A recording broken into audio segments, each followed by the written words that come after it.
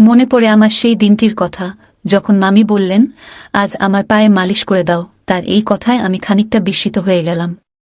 তারপর আমি মামির পায়ে মালিশ করতে শুরু করলাম। হঠাৎ মামি আমার হাত ধরে আমাকে নিজের দিকে টেনে নিলেন। আমি কিছু বুঝে ওঠার আগেই, বন্ধুরা, গল্প শুরু করার আগে একটু মামির সম্পর্কে জানাই। আমার মামির বয়স ৩৫ বছর এবং তিনি খুবই সুন্দর। তার সৌন্দর্যে সবাই মুগ্ধ হয়ে যেত। আমি তার বাড়িতে কাজ করতাম এবং তিনি প্রতিদিন আমার কাছে পায়ের মালিশ করাতেন। আমি চুপচাপ মাথা নিচু করে মালিশ করে যেতাম। একদিন যখন আমি মামির বাড়িতে গেলাম, তখন আমি দরজা নক করতে লাগলাম। অল্প সময়ের মধ্যেই একটি মিষ্টি আওয়াজ শুনতে পেলাম, ১ মিনিট আসছি। দরজা খোলার পরে যখন আমি মামিকে দেখলাম, মনে হলো যেন স্বর্গ থেকে কেউ নেমে এসেছে। তার রূপ, উজ্জ্বল ত্বক এবং চকচকে চোখ ছিল অসাধারণ। আমি তাকে দেখে কিছুক্ষণ অবাক হয়ে রইলাম। একদিন পত্রিকা বিলি করতে করতে একটা নতুন বাড়িতে ঢুকলাম। ভিতরে ঢোকার আগে একটু নার্ভাস লাগছিল, কিন্তু দরজা খুলতেই এক মহিলা হাসি মুখে বললেন, ভিতরে আসো, একটু চা খেয়ে যাও। আমার জীবনে আগে কোনো ক্রেতা এভাবে আমন্ত্রণ জানায়নি। সেই মহিলা বেশ ভালো মনের মানুষ মনে হলো। আমি তার সাথে বসে চা খেয়ে বেশ কিছুক্ষণ গল্প করলাম। এরপর তাড়াতাড়ি পত্রিকা বিলি শেষ করে বাড়ি ফিরে গেলাম। একদিন বাড়িতে ছোট্ট একটা ঝগড়া হলো, আর কোনো কারণ ছাড়াই আমাকে বাড়ি থেকে বের করে দেওয়া হলো। মন খারাপ করে কলেজের দিকে হাঁটছিলাম, তখনই ভাগ্যক্রমে সেই মহিলার সাথে দেখা হয়ে গেল। তিনি তার গাড়ি নিয়ে কলেজের দিকে যাচ্ছিলেন। আমাকে দেখতে পেয়ে তিনি গাড়ি থামালেন। সেই মহিলার সাথে আমার আগের কিছু দিন থেকেই পরিচয় ছিল, কারণ তার বাড়িতে আমি পত্রিকা পৌঁছে দিতাম। সেদিন তিনি আমাকে তার গাড়িতে তুললেন এবং এক ক্যাফেতে নিয়ে গেলেন। ক্যাফেতে বসে কথা বলার সময় আমার ফোনে এক বন্ধুর কল এলো। ফোনটি আমার সেই বন্ধুর, যার বাড়িতে আগের রাতে আমি থাকার জন্য গিয়েছিলাম। সে রেগে গিয়ে বলল, তোর জন্য বাবা আমার উপর রাগ করেছেন, তাই আর আমার বাড়িতে আসিস না। বন্ধুর এই কথা শুনে খুব খারাপ লাগলো। আমার মন তখন ভেঙে পড়েছিল। ভাবছিলাম দিনটা যেভাবেই হোক কাটিয়ে দিতে পারবো, কিন্তু রাতে থাকার জন্য তো একটা জায়গা চাই। আমার চিন্তিত মুখ দেখে ওই মহিলা, যাকে আমি মামি বলে ডাকতাম, তিনি জিজ্ঞেস করলেন, কি হয়েছে? তোমার মন এত খারাপ কেন? কোনো সমস্যা হয়েছে কি? তার কথাগুলো শুনে মনে হলো আমি আমার কষ্টগুলো শেয়ার করতে পারি। তাই সব কথা তাকে খুলে বললাম। তিনি আমার কথা শুনে মৃদু হেসে বললেন, জানো, আমি অনেক দিন ধরেই একটা সাহায্যকারী খুঁজছিলাম। আমার বাড়িটা বড়, আর আমি একা সবকিছু সামলাতে পারি না। তুমি যদি চাও তাহলে এখানে থেকে আমার কাজে সাহায্য করতে পারো। কিছুদিন আগে বাড়ির পুরনো কর্মচারী গ্রামে চলে গিয়েছিল এবং সে আর ফিরে আসতে চাইছিল না। মামি বললেন, আমার এত বড় বাড়ি একা সামলানো সম্ভব নয়। তুমি যদি চাও এখানে থাকতে পারো। থাকার জায়গা, খাবার আর মাসে ১৫,০০০ টাকা সম্মানীয় পাবে। তার কথা শুনে আমি অবাক না হয়ে পারলাম না, কারণ তিনি আমার সব প্রশ্নের উত্তর একসঙ্গে দিয়ে দিলেন। সেই দিন থেকেই আমি তার বাড়িতে কাজ করা শুরু করলাম। থাকার ও খাওয়ার চিন্তা থেকে মুক্তি পাওয়ার পাশাপাশি বাড়ির সমস্ত কাজের দায়িত্ব নিজের কাঁধে নিলাম। এমনকি যে কাজগুলো জানতাম না, সেগুলোও তিনি ধীরে ধীরে আমাকে শিখিয়ে দিলেন। একদিন দুপুরে আমি নিজের ঘরে বসে বিশ্রাম নিচ্ছিলাম, তখন তিনি আমাকে ডাকলেন। বললেন, আমার পায়ে ব্যথা হয়েছে, একটু তেল মালিশ করে দাও। বাড়ির অন্য কাজের পাশাপাশি এমন কিছু করতে হবে তা ভাবিনি। তবে তিনি যা বলতেন তা না করার কোনো উপায় ছিল না। প্রায় ১ মাস ধরে তার বাড়িতে কাজ করছিলাম। এই সময়ে কেউ তার স্বামী বা পরিবারের অন্য কোনো সদস্যকে দেখেনি। একদিন কথায় কথায় জানতে চাইলাম, আপনি এত বড় বাড়িতে একা থাকেন কেন? উত্তরে তিনি বললেন, আমার স্বামী বিদেশে থাকেন। খুব কম সময় এখানে থাকেন, তবে প্রতি মাসে খরচের জন্য টাকা পাঠান। মামি দেখতে বেশ আকর্ষণীয় ছিলেন, তার বয়স আনুমানিক ৩৫ হবে। যখন তার পায়ে মালিশ করছিলাম, হঠাৎ তিনি আমার হাত ধরলেন। তারপর হালকা হেসে বললেন, তুমি জানো, যখন থেকে তোমার সঙ্গে আমার পরিচয় হয়েছে, তখন থেকেই তোমাকে আমার নিজের একজনের মতো মনে হয়। গত কয়েকদিন ধরে আমি লক্ষ্য করছিলাম মামি আমার প্রতি কিছুটা আলাদা আচরণ করছেন। একদিন তিনি হালকা হাসি দিয়ে বললেন, তোমার সাথে সময় কাটাতে আমার খুব ভালো লাগে। মনে হয় তুমি আমার পরিবারের কেউ। আমি কিছু বললাম না, শুধু চুপচাপ মাথা নেড়ে সম্মতি জানালাম। সেদিন রাতে তার সঙ্গে ডিনার শেষ করে নিজের ঘরে চলে এলাম। গভীর রাতে আচমকা দরজা খোলার শব্দে ঘুম ভেঙে গেল। ভাবলাম হয়তো কোনো চোর ঢুকেছে। বাইরে গিয়ে দেখি একজন অদ্ভুত পোশাক পরা লোক দাঁড়িয়ে আছে, আর মামি তার সাথে কথা বলছেন। লোকটি চলে গেলে আমি জিজ্ঞেস করলাম, কে ছিলেন উনি? মামি হাসি দিয়ে বললেন, ও আমার দূরের এক আত্মীয়। মাঝে মাঝেই আসে টাকা চাইতে। আজও তাই এসেছিল। কথাটা শুনে কিছু না বলে আমি ঘরে চলে যাচ্ছিলাম। তখনই তিনি বললেন, তুমি তো জেগেই আছো, তাই একটা কাজ করে দাও। আমার পায়ে একটু তেল মালিশ করে দাও। কারণ আমার পা আজ কেন জানি না অনেক ব্যথা করছে, তাই আমার ঘুম আছে না। আমি কোনো আপত্তি করলাম না, কারণ তার দয়ায় আমি এতদিন মাথা গোজার ঠাঁই পেয়েছিলাম। ধীরে ধীরে তার কথামতো পায়ে তেল মালিশ করতে লাগলাম। তবে কাজের সময় তিনি কিছুটা অস্বস্তিকর আচরণ করতে শুরু করলেন। আমি নিজের আবেগ নিয়ন্ত্রণ করলাম। কারণ চাকরি হারানোর ভয় ছিল, সেই রাতটি আমার জন্য খুব কঠিন ছিল। পরের দিনও তিনি কাজে সাহায্য করতে বলা আমি কলেজে যেতে পারলাম না। একদিন দুপুরে আমি নিজের ঘরে বসে বিভিন্ন বিষয় ভাবছিলাম। তখন হঠাৎ মামি আমার ঘরে এলেন, তার হাতে একটা বড় বক্স খুলে তিনি একটা ট্যাবলেট ফোন বের করে বললেন, তোমার পড়াশোনার জন্য এটা এনেছি। মাঝে মাঝে তুমি কলেজে যেতে পারো না, তাই ঘরে বসেই পড়ার কাজ করতে পারবে। তিনি আমাকে ট্যাব ব্যবহারের উপায় বোঝাতে লাগলেন। কিছুক্ষণ পর তিনি ট্যাবে বিভিন্ন ছবি দেখতে শুরু করলেন। ছবি দেখানোর সময় তিনি মজার কিছু ছবি দেখালেন। আমি খুব একটা কিছু ভাবিনি, কারণ এগুলো সাধারণ কথোপকথন মনে হচ্ছিল। তারপর হঠাৎ তিনি বললেন, এই পোশাকগুলো কেমন লাগে? আমি এগুলো কিনেছি, আমার উপর কেমন মানাবে বলে মনে হয়? আমি মৃদু হেসে বললাম, আপনি নিশ্চয়ই দারুণ দেখাবেন। তিনি খুশি হয়ে বললেন, তাহলে একটু পরেই পরি। কিছুক্ষণ পর তিনি ঘর থেকে বেরিয়ে এলেন নতুন পোশাক পরে। তিনি আমাকে জিজ্ঞেস করলেন, কেমন লাগছে?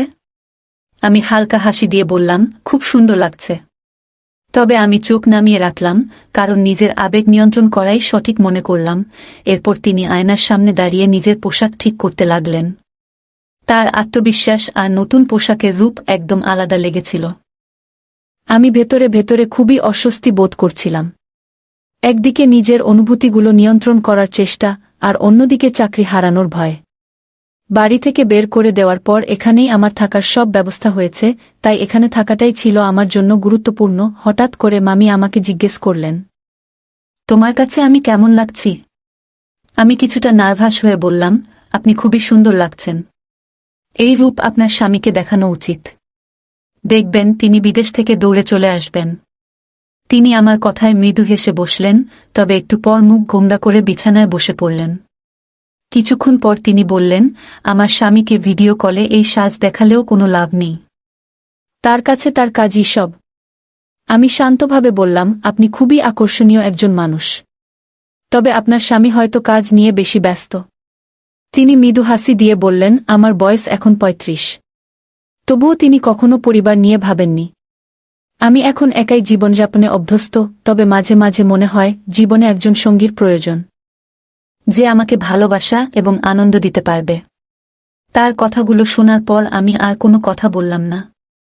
মনে হলো তিনি তার মনের কষ্টগুলো ভাগ করে নিচ্ছেন। মামি মৃদু কণ্ঠে বললেন, যদি আমার স্বামী আমাকে সত্যিই বুঝতেন, তবে আজ এই দিন দেখতে হতো না। আমি কারো সমর্থনের জন্য এভাবে অপেক্ষা করতাম না। তার চোখে জল এসে গেল। এরপর বললেন, তোমাকে দেখে আমার বিশ্বাস হয় তুমি কখনো আমাকে হতাশ করবে না। আমি বুঝতে পারছিলাম তিনি হয়তো ধীরে ধীরে নিজের একাকিত্বের কথা শেয়ার করছেন। তিনি সামনের চেয়ারে আধো পোশাকে বসে রইলেন। আমি অস্বস্তি বোধ করছিলাম এবং নিজেকে সামলাতে সেই ঘর থেকে বেরিয়ে এলাম। বুঝতে পারছিলাম সেখানে থাকলে নিজের উপর নিয়ন্ত্রণ রাখা কঠিন হয়ে যাবে। রাতে রান্নাঘরে যখন আমি রাতের খাবার প্রস্তুত করছিলাম, তখন হঠাৎ তিনি রান্নাঘরে এলেন। আমি গরম দুধ আগে থেকেই তৈরি করে রেখেছিলাম। তিনি দুধের পাত্রটি তুলে নিচে রাখছিলেন, কিন্তু অসাবধানতাবশত সেই গরম দুধ আমার পায়ের উপর পড়ে গেল। পা জ্বলে যাওয়ায় আমি যন্ত্রণায় চিৎকার করতে লাগলাম। মামি দ্রুত আমাকে তার ঘরে নিয়ে গেলেন এবং কুলিং ক্রিম দিয়ে আমার পায়ে মালিশ করতে শুরু করলেন। আমি ততক্ষণে সাধারণ প্যান্ট পরা অবস্থায় তার সামনে শুয়েছিলাম, কিন্তু আমার সমস্ত মনোযোগ ছিল পায়ের ব্যথার উপর। পায়ের ব্যথায় অনেক কষ্ট পাচ্ছিলাম। তিনি অনুশোচনায় ভেঙে পড়ে বললেন, তোমার এমন কষ্টের জন্য আমিই দায়ী। আমি আসলেই ভুল করেছি। নিজেকে ক্ষমা করতে পারছি না।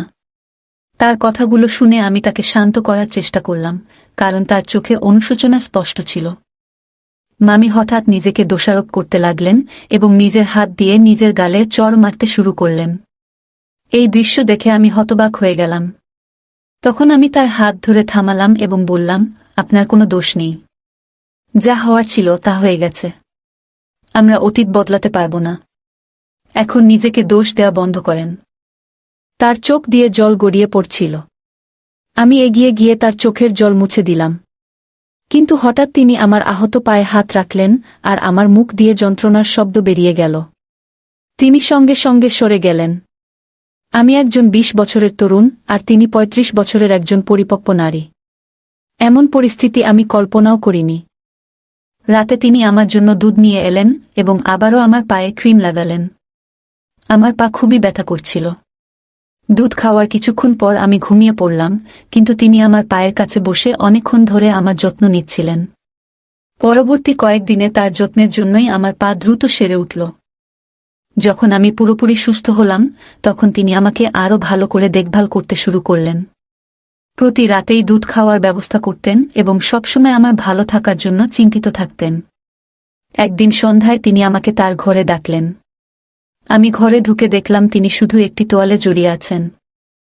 এই দৃশ্য দেখে আমি খানিকটা অস্বস্তিতে পড়ে গেলাম, কারণ আমি তাকে অনেক সম্মান করতাম।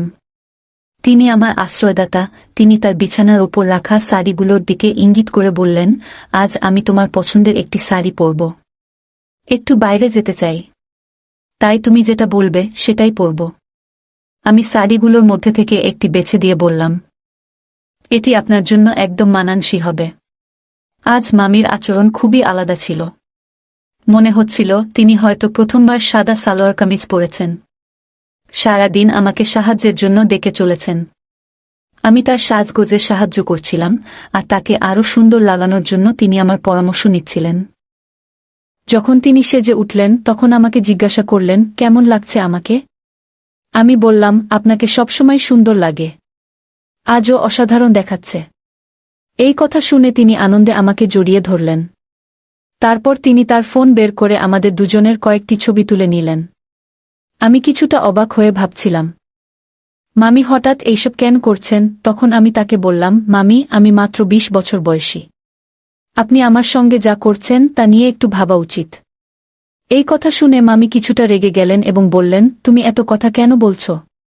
আজকের দিনটি আমার জন্য খুবই গুরুত্বপূর্ণ, কারণ আজ আমার জন্মদিন। আমি চেয়েছি এই দিনটি তোমার সঙ্গে উদযাপন করব। এখন আর কোনো প্রশ্ন করবে না। এরপর তিনি আমাকে তার ঘরে নিয়ে গেলেন। ঘরে গিয়ে তিনি মিউজিক চালালেন এবং আমাকে তার সঙ্গে নাচতে বললেন। নাচের সময় হঠাৎ আমার পা ফসকে গেল এবং আমি মেঝেতে পড়ে গেলাম। আমার হাতেও ব্যথা পেলাম। তিনি আমাকে তৎক্ষণাৎ বিছানায় শুইয়ে দিয়ে আমার হাতে মালিশ শুরু করলেন। কিন্তু মালিশ করতে করতে তার আচরণ কিছুটা অদ্ভুত হতে লাগল। আমি পরিস্থিতি বুঝে নীরব থাকলাম এবং তার সাহায্য নিতে থাকলাম। কিছুক্ষণ পর আমি চোখ বন্ধ করলাম, কিন্তু ঘুম আসছিল না। তখন হঠাৎ দেখি মামি একটি গ্লাসে দুধ নিয়ে ঘরে ঢুকলেন। তিনি গ্লাসটি নিজের হাতে ধরে আমাকে খাওয়ালেন।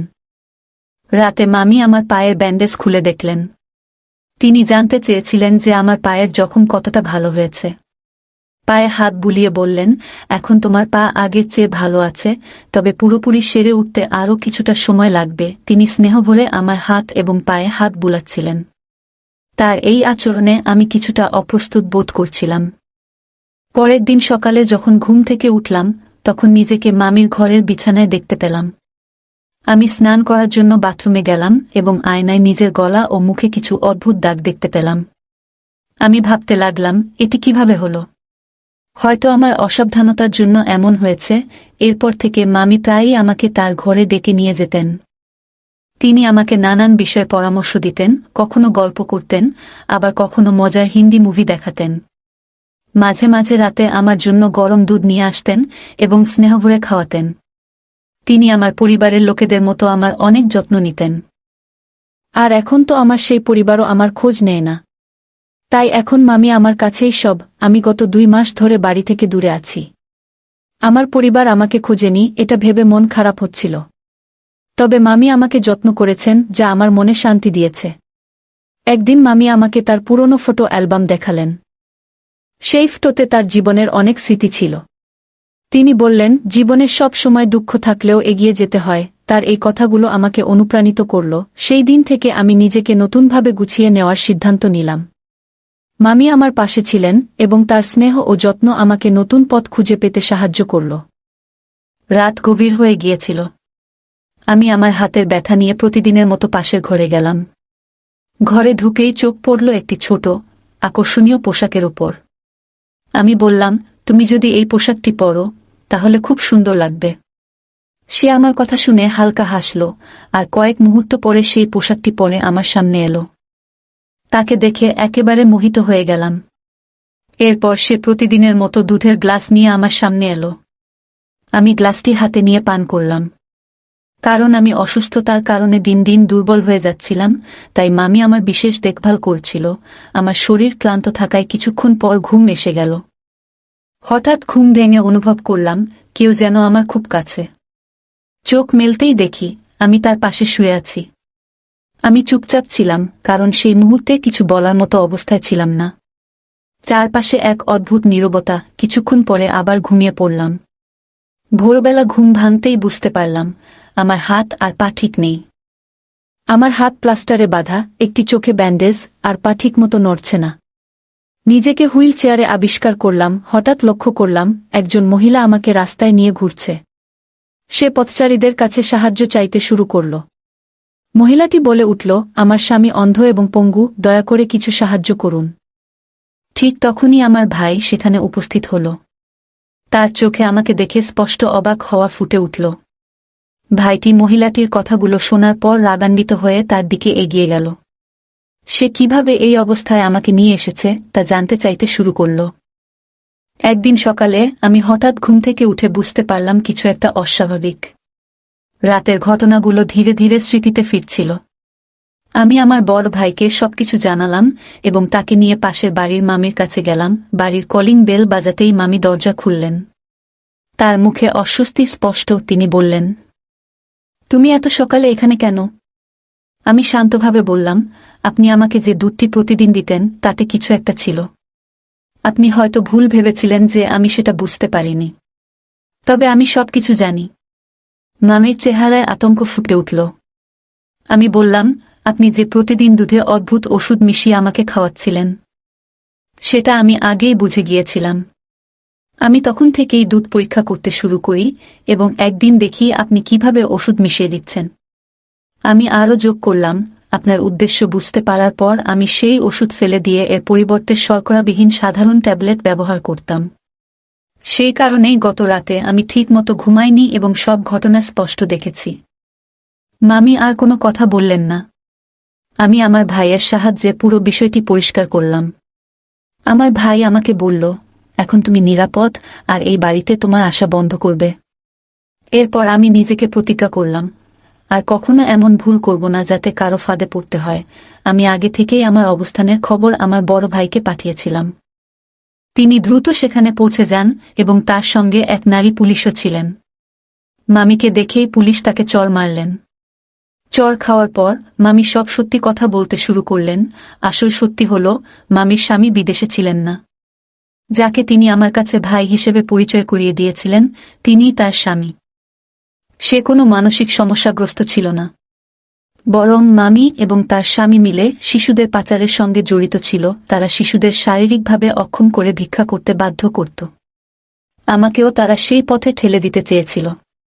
মামি আমাকে প্রতিদিন দুধে নেশাজাতীয় ওষুধ মিশিয়ে খাওয়াতেন যাতে আমি অচেতন হয়ে যাই এবং তাদের পরিকল্পনার শিকার হই।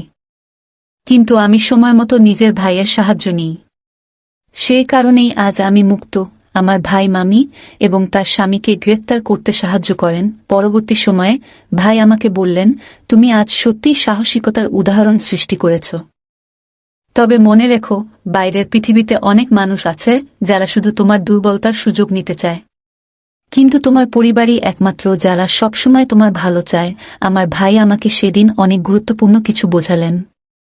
তিনি বললেন, এই পৃথিবীতে বাইরের মানুষ অনেক সময় আমাদের ক্ষতি করার চেষ্টা করে, কিন্তু মনে রেখো, পরিবারই আমাদের আসল শক্তি, আমাদের নিরাপত্তার ঢাল। তাই কোনো ভুল সিদ্ধান্ত নেওয়ার আগে আমাদের সবসময় পরিবারের কথা মনে রাখা উচিত। ভাইয়ের কথা আমার মনে গভীর ছাপ ফেলল। আমি তাকে কথা দিলাম, আজ থেকে আর কখনো এমন ভুল করব না। আমি পরিবারের পরামর্শ মেনে চলব। ভাই আমাকে জড়িয়ে ধরলেন। আর আমি বুঝতে পারলাম পরিবারের গুরুত্ব কতটা। বন্ধুরা, এই পৃথিবীতে কিছু মানুষ নিজেদের স্বার্থের জন্য এত নিচে নেমে যায় যে তারা ভুলে যায় মানবতার আসল উদ্দেশ্য। কিন্তু যখন তারা সেই ভুল বুঝতে পারে, ততক্ষণে অনেক ক্ষতি হয়ে যায়। আসলে এই পৃথিবীতে আমাদের পাঠানো হয়েছে ভালো কাজ করার জন্য। যদি আমরা সঠিক পথে চলি, তাহলে আমাদের কখনো ভুল করার প্রয়োজন হবে না। সবাই যদি একে অপরের সাহায্যে এগিয়ে আসে, তাহলে পৃথিবীটা আরও সুন্দর হয়ে উঠবে। এই গল্প আমাদের জানায়, কিছু মানুষ লোভের জন্য এত নিচে নেমে যায় যে তারা অন্যদের জীবন ধ্বংস করতেও পিছপা হয় না। গল্পের মামি এবং তার স্বামী শিশু পাচার এবং শারীরিক অক্ষমতার মতো নৃশংস কাজ করত। এটি আমাদের মনে করিয়ে দেয় যে সতর্ক না হলে আমরাও এমন ফাঁদে পড়তে পারি। গল্পের শেষাংশ আমাদের মনে করিয়ে দেয়, আমরা এই পৃথিবীতে এসেছি ভালো কাজ করার জন্য। পরোপকার এবং ন্যায় পথে চললে আমাদের জীবনে কখনো ভুল করার প্রয়োজন পড়ে না। একে অপরকে সাহায্য করলে সমাজ সুন্দর হয়। তাই মানবিক মূল্যবোধ বজায় রাখা প্রয়োজন। গল্পের প্রধান চরিত্র নিজের ভুলগুলো থেকে শিক্ষা নিয়েছে। সে প্রতিজ্ঞা করেছে যে ভবিষ্যতে পরিবারের পরামর্শ ছাড়া এমন কোনো সিদ্ধান্ত নেবে না যা বিপদ ডেকে আনতে পারে। এটি দেখায় যে প্রতিটি ভুল আমাদের জীবনে একটি বড় শিক্ষা দেয়। এই শিক্ষা গ্রহণ করে ভবিষ্যতে আরও সতর্ক হওয়া উচিত। এই গল্পটি আমাদের জীবনের সতর্ক থাকার গুরুত্ব, পরিবারের প্রতি আস্থা, সাহসিকতার মূল্য এবং ন্যায়ের পথে চলার প্রেরণা দেয়া। এটি আমাদের জানায় যে আমরা যতই কঠিন পরিস্থিতির মধ্যে থাকি, বুদ্ধি, ধৈর্য এবং সঠিক পরিকল্পনার মাধ্যমে তা অতিক্রম করা সম্ভব। পাশাপাশি মানবিক গুণাবলী চর্চা করে এবং অন্যায়ের বিরুদ্ধে রুখে দাঁড়িয়ে সমাজে ইতিবাচক পরিবর্তন আনা যায়। গল্পটা কেমন লাগলো জানাতে ভুলবে না। আরও মজার মজার রোমান্টিক গল্প শুনতে চাইলে ভিডিওটি লাইক, শেয়ার এবং চ্যানেলটি সাবস্ক্রাইব করতে এবং বেল আইকনটি ক্লিক করতে ভুলবে না।